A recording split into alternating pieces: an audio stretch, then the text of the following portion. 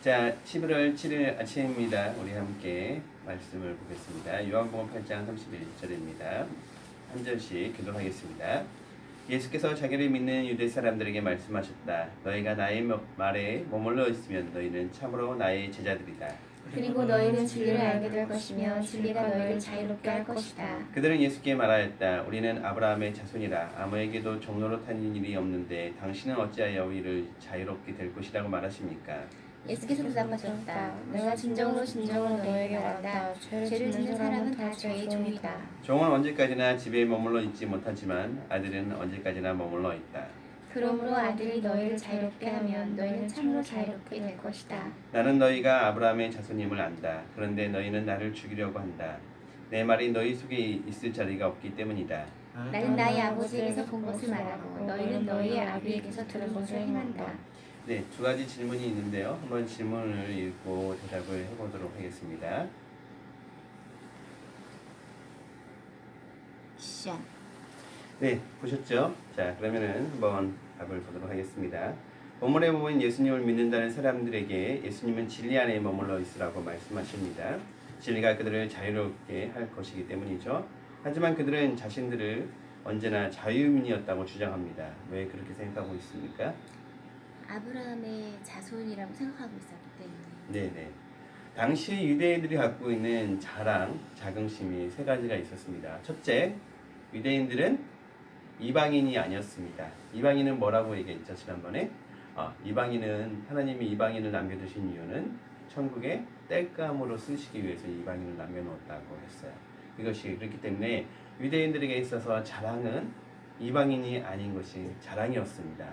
두 번째, 유대인에게 있어서 자랑은 아브라함의 손? 하나님의 율법을 가지고 있었다. 네, 아침이라 머리가 안 들어가는 것 같아요. 자, 첫 번째는 유대인이라는 자랑이 있었고, 두 번째는 유대인에게 있어서 자유민이라는 자랑이 있었어요. 실제로 종들이 많이 있었잖아요. 유대인들에게는 거의 서로가 종을 삼지 않았기 때문에 종이 아닌 자유가 있었죠. 그 다음에 세 번째로 유대인에게 있어서 자유가 있었어요. 그건 뭘까요? 세 번째로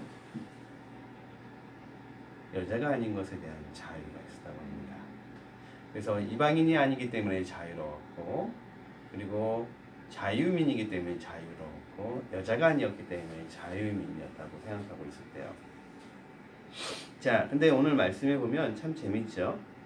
뭐라고 했냐면 예수님이 나의 마을에 머물러 있으면 너희가 참 나의 제자가 될 것이다 라고 이야기를 하셨어요. 자, 예수님의 제자가 되는 방법에 대해서 이야기를 하고 계세요. 왜 이야기를 하셨냐면 우리가 지난 30절에 8장 30절에 보면 예수님이 말씀하신 것을 사람들이 믿었다라고 얘기를 했잖아요. 근데 오늘 말씀을 보면 그 사람들이 믿었다라는 개념이 어떤 것이었는지 정확하게 알 수 있어요. 사람들은 믿었다라는 말을 종종 많이 하잖아요. 예수님을 뭘로 믿냐? 우리 터키에서 물어봤을 때 사람들이 뭘로 믿었어요? 선지자 중에 한 분으로 믿고 있었죠.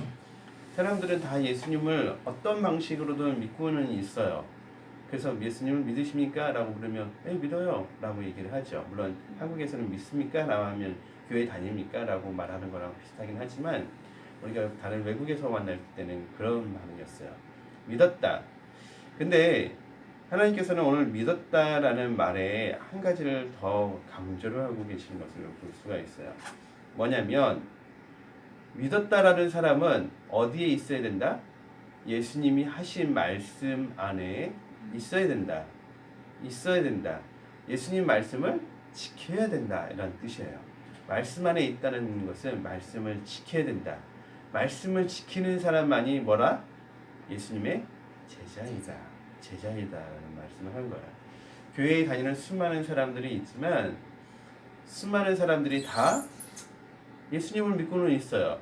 믿으니까 교회를 나왔겠죠. 하지만 다 예수님의 제자라고 볼 수 없는 거라는 거예요. 자, 두 번째, 예수님을 믿고 따르지 않는 사람은 모두 무엇의 종? 누구의 아들입니까? 34절, 38절. 죄의 종. 예, 죄의 종. 죄의 종은 누구의 아들이라고 얘기했어요? 다른 지금 8장 앞절에 7장에서도 이야기했어요. 죄의 종은 사탄의 아들. 사탄의 아들이다. 아까 유대인들에게 있어서 유대인들은 뭐라고 했죠? 자유민이라고 했고 유대인들은 이방인이 아닌 유대인이라고 했고 유대인들은 또 뭐라고요? 여자가 아닌 남자라고 했어요. 그랬던 사람들에게 당신들은 모두 뭡니까? 죄의 종입니다. 죄의 종은 사탄 마귀의 자식들이라는 말을 하고 있는 거예요.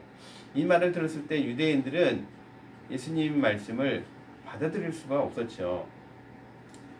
자, 죄의 종이 되지 않으려면 32절에서 뭐가 돼야 되죠? 진리를 알아야 돼요. 죄의 종이 되지 않기 위해서는 진리를 알아야 돼요. 진리, 무엇이 진리예요? 예수님이 하나님의 아들이시라는 거, 예수님이 하나님이시라는 거, 이것을 받아들이는 사람은 죄의 종이 아니라는 것을 역설적으로 설명하고 있는 거예요. 자, 제가 오늘 아침에 여러분들에게 이 말씀을 쉽게 전하면 어떻게 좋을까 예화를 찾다가 이런 재미있는 예화를 찾아놨는데 이런 예화가 있었어요. 어떤 판사가 판결을 했대요. 나이 많으신 어떤 이제 범죄자였는데 23가지의 범죄를 저질렀어요. 그래서 판사가 이게 미국인 것 같아요.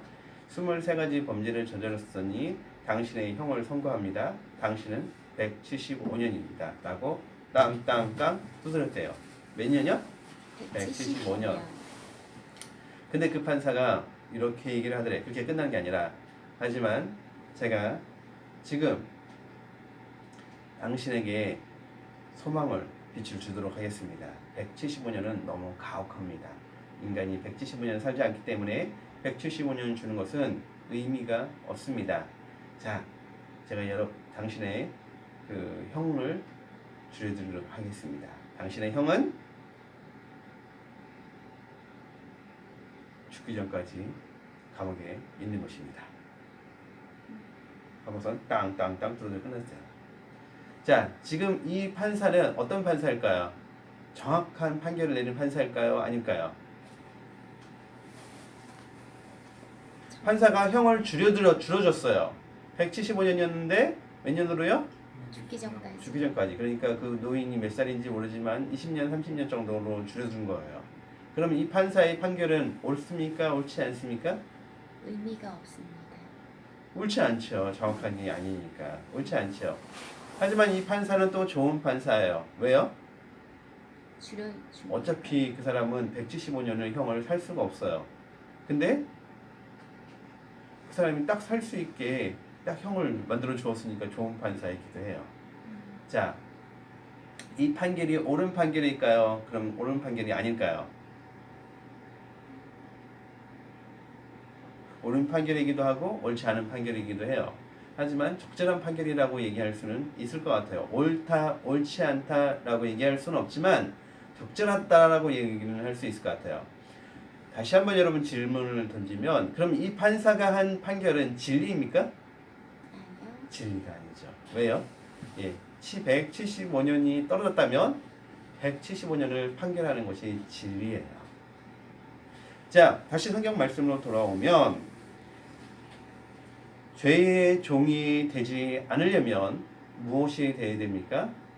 진리를 알아야 돼요. 진리를 알으려면 뭘 해야 되죠? 내 말에 거해야 돼요. 내 말에 거한다는 것은 예수님 말씀 안에 거해야 된다는 걸 얘기하고 있는 거예요. 자, 예수님이 단순하게 얘기하셨죠. 뭐라고 얘기하셨어요? 예수님을 믿으면 하나님의 자녀가 되는 권세를 주신다고 이야기를 하셨어요. 예수님을 믿으면 그것이 바로 진리예요. 여러 가지 방법이 있어서 천국에 갈 수 있을지도 몰라요. 하지만 그건 진리가 아니에요. 사람들이 생각한 아이디어고 인간들이 만들어낸 다른 방법들이에요. 진리는 오직 예수 그리스도예요. 우리가 죄로부터 벗어나는 방법, 그것은 진리이신 예수님 말씀을 붙들고 하루하루 매일매일 씨름하면서 사는 것이 죄에서 벗어나는 방법이에요. 물론 우리가 예수님 믿은 즉시 예수님은 우리의 과거, 현재, 미래의 죄를 용서해 주세요.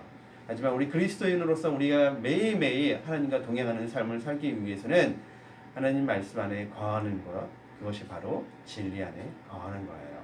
오늘도 우리가 하나님 앞에 나온 이유는 오늘 하루도 하나님과 동행하면서 힘차게 살기 위한 거 아닙니까? 여러분이 예수님 말씀을 붙들고 기도를 하는 것, 그것이 바로 진리 안에 거하는 것임을 잊지 않으시고 하나님 말씀을 붙들고 오늘도 힘있게 멋있게 그리스도인답게 하시기를 예수님 이름으로 축원합니다. 기도하겠습니다. 하나님 감사합니다.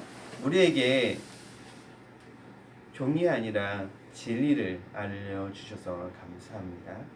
우리가 예수님 말씀 안에 거하기 위해서 오늘 아침에 나오게 해주셔서 감사합니다.